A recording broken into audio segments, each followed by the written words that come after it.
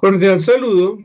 Este es el video Aspectos del suelo relacionados con el riego. Conceptos a trabajar: textura, coloide y coloides del suelo, partículas del suelo relacionadas con retener agua, capacidad de campo, punto de marchitez permanente, agua aprovechable y porcentaje de agua aprovechable para un riego, mejoramiento de la retención de humedad, riego presurizado y riego por gravedad. Partículas del suelo. Entonces, acorde al cuadro 5, la textura y su variación en diámetro del libro de Cisneros, tenemos entonces el sistema Yulda, que es el que utilizamos, y en él las partículas más finas son las arcillas que tienen un tamaño menor a 0,002 milímetros. Las partículas intermedias son los limos, que van de 0,002 milímetros a 0,05 milímetros, y las partículas gruesas son las arenas que están por encima de 0,05 milímetros. Entonces las partículas del suelo son arcillas, limos y arenas. Las más finas son las arcillas menores a 0,002 milímetros. Las intermedias, los limos con tamaños de 0,002 milímetros a 0,05 milímetros. Y las arenas por encima de 0,05 milímetros. En el caso de las arenas tenemos arenas muy fina, arena media, gruesa y muy gruesa. Textura, entonces, aquí tenemos acorde al libro de Cisneros.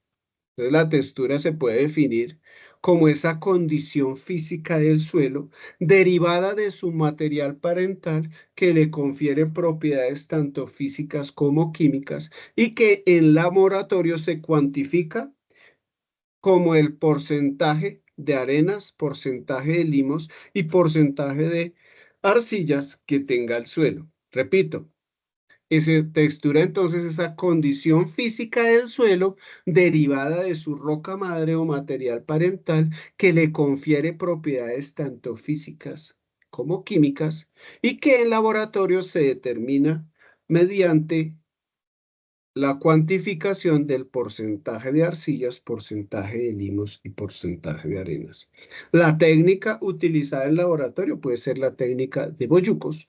Aquí el laboratorista entonces tiene el porcentaje de limos, porcentaje de arenas y porcentaje de arcillas. Él se va a este cuadro este triángulo textural, perdón, que es el triángulo textural de la USDA, el Departamento de Agricultura de los Estados Unidos. Es ese triángulo textural, entonces él define entonces el porcentaje de arcillas por el laboratorio, el porcentaje de limos y el porcentaje de arenas.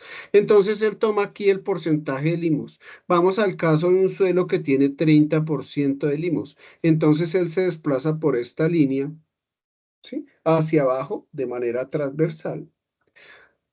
Coge entonces también o toma el porcentaje de arenas, ¿sí? En este caso tenemos 30%. Él se desplaza de manera transversal hacia arriba, ¿sí?, en la línea de las arenas. Entonces, cuando cruza la línea de las arenas con las arcillas, en este punto, ahí ya tenemos la textura. Por carta, entonces, podemos observar que si el suelo tiene 30% de limos, 30% de arenas, pues va a tener 40% de arcillas. ¿Sí? Ahí vemos las flechas de desplazamiento. Los limos es un desplazamiento transversal hacia abajo. Las arenas es un desplazamiento transversal hacia arriba, ¿sí? Y las arcillas es un desplazamiento horizontal. Aquí en este punto, entonces el suelo tiene 30% de limos, 30% de arenas, 40% de arcillas. Si tiene esa condición, el triángulo textural nos va a decir que este suelo es franco arcilloso. Ujú. Listo. Coloides del suelo, el suelo tiene dos coloides, las arcillas y la materia orgánica. Los coloides entonces son partículas muy afines con la humedad, con el agua, ¿sí? Y también, pues por el lado físico y por el lado químico, permiten el intercambio catiónico. Entonces, los coloides del suelo son las arcillas y la materia orgánica son partículas finas íntimamente relacionadas con la retención de humedad y químicamente permiten el intercambio de cationes. Partículas del suelo relacionadas con la retención de humedad y tenemos los coloides. Entonces, las partículas del suelo relacionadas con la retención de humedad son las arcillas y son la materia orgánica. Capacidad de campo, punto de marchitez permanente y agua aprovechable. Entonces tenemos las fórmulas de Cisneros. La capacidad de campo podemos definir como el límite máximo, ¿sí?, de disponibilidad de agua de un suelo para con las plantas cultivadas. Es el límite máximo de disponibilidad de agua de un suelo para soportar las plantas cultivadas.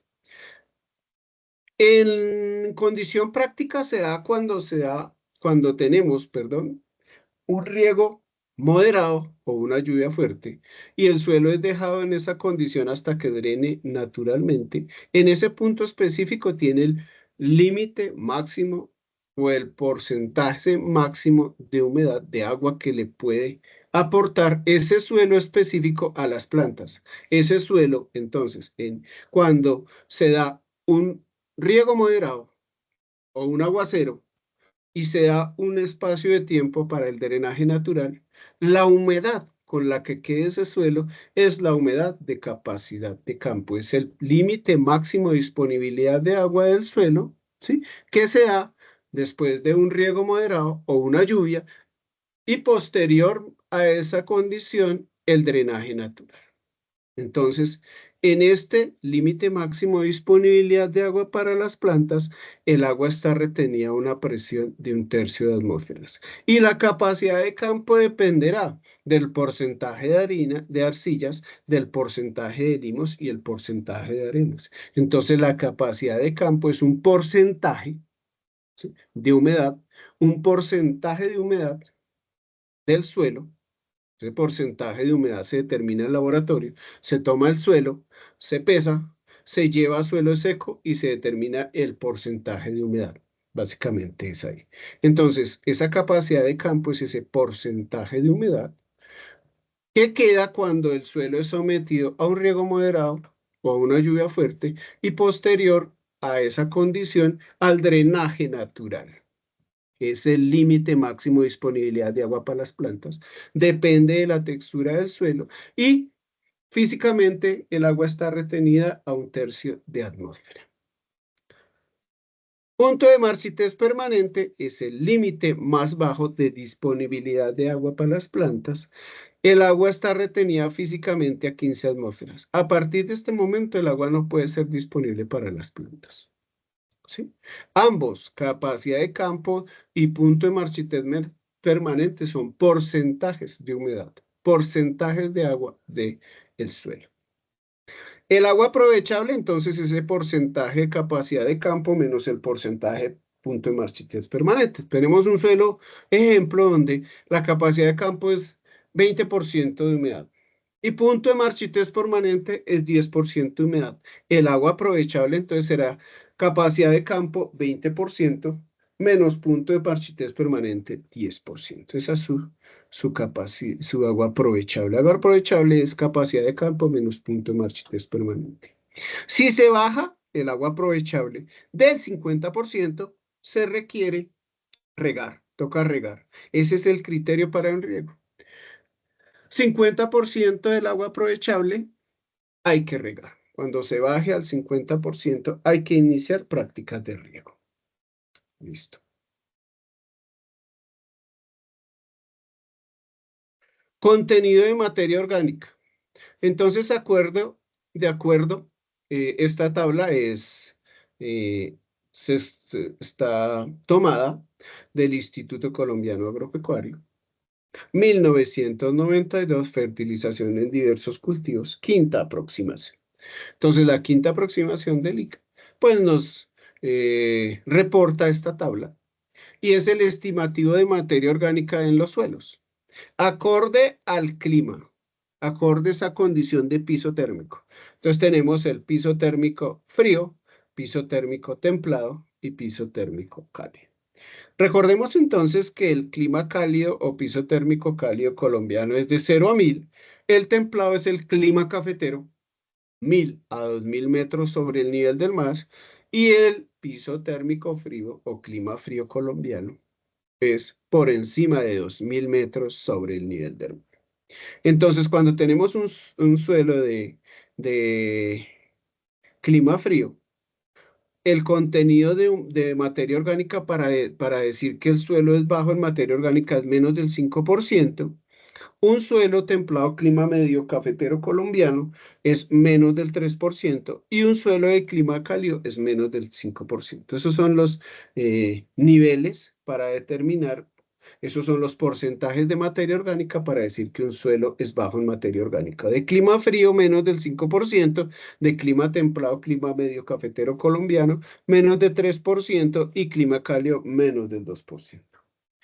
Contenido de arcilla en un suelo. Yo les propongo esa clasificación. Más de 35% de arcilla son suelos arcillosos, alto contenido de arcilla. Suelos con 18 a 34% de arcilla, suelos con contenido medio de arcilla. Y suelos con contenido bajo de arcilla es 0 al 17%. Es bajo contenido de arcilla. Tenemos ahí dos análisis de suelos. El primero tiene un porcentaje de arcillas del 25.3, el segundo tiene un porcentaje de arcillas del 29.1. Entonces, de acuerdo a nuestra clasificación propuesta, estos suelos están en el 25.3 y en el 29.1. Están en de 18 al 34% son suelos con un contenido medio de arcillas. ¿Cómo mejorar la retención de humedad? Entonces, suelos con bajo contenido de arcillas y bajo contenido de materia orgánica. ¿Sí?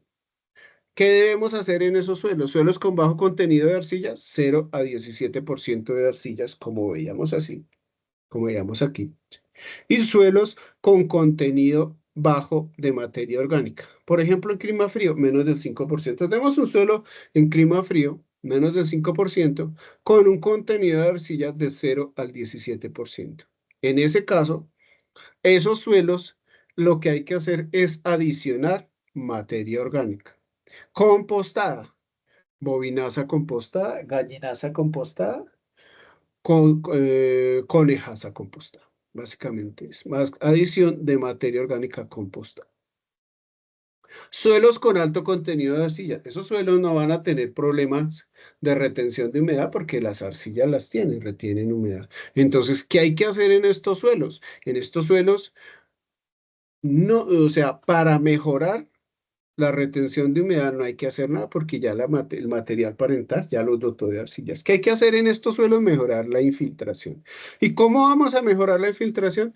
Agregando agentes formadores de poros. Entonces vamos a agregar materia orgánica, vamos a agregar, por ejemplo, cascarilla de arroz, si es posible. O si no, es importante hacer medidas como el abonado verde. En clima frío, por ejemplo, un cultivo de habas. En clima frío, medio y cálido, un cultivo de maíz. Lo hacemos, cosechamos las mazorcas en el caso del maíz, las habas en el caso del cultivo de habas, y lo que hacemos es integrar mecánicamente toda esa biomasa al suelo.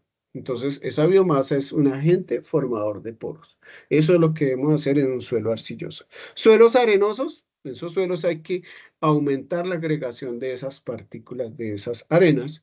Entonces hay que aplicar materia orgánica compostada, preferiblemente bobinaza. Si no, pues algún abono orgánico composta. Y suelos limosos. Los suelos limosos son suelos de doble vía de trabajo. En estos suelos entonces hay que trabajar la filtración, porque algunos tienen problemas de filtración, entonces hay que hacer abonado verde, incorporar abonos verdes, ¿sí? Para mejorar agentes formadores de poros, abonados verdes, cascarillas de arroz y aplicación de materia orgánica compostada. Esos suelos de doble vía de trabajo, agregación de materia orgánica para no descuidar la retención de humedad y agregación de materiales o agentes formadores de poros como el abono verde. Riego por gravedad. Es en aquel riego que se aprovecha la fuerza de la gravedad. El agua se distribuye en el terreno por su propio peso. El agua escurre hacia las plantas. Ahí podemos observar la fuente tanto de la definición como de la fotografía. ¿Sí? Y básicamente es el riego entonces que se aprovecha la fuerza de gravedad. El agua distribuye por su propio peso en el terreno. El agua escurre hacia las plantas. Aquí no hay tuberías. Riego presurizado es aquel riego que tenemos necesariamente una tubería.